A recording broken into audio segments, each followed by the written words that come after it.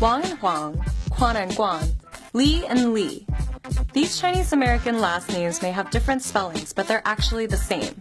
Take my family, for example.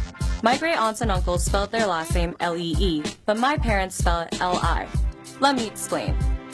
First, remember that Chinese has hundreds of dialect variations that all sound pretty different.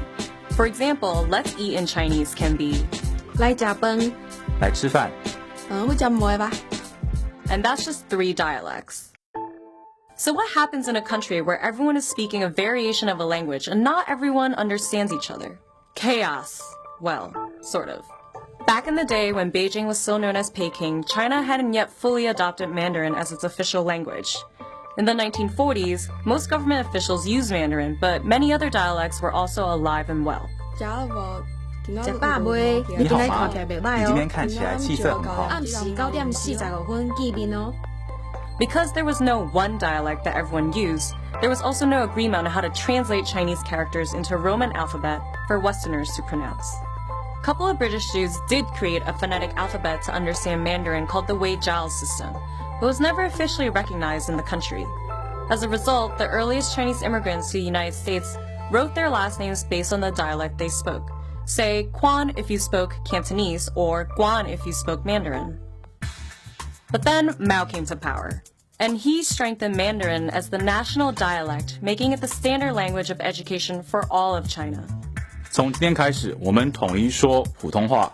He then got one of his own guys to create a phonetic alphabet, and that became known as Hanyu Pinyin.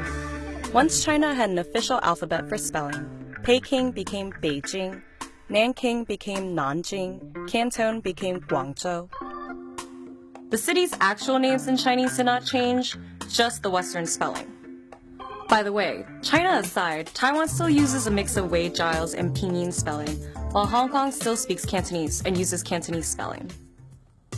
All this brings us back to Chinese names in the US.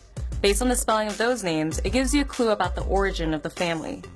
Like the Lees, who emigrated from China before 1958, they spelled their last name L-E-E.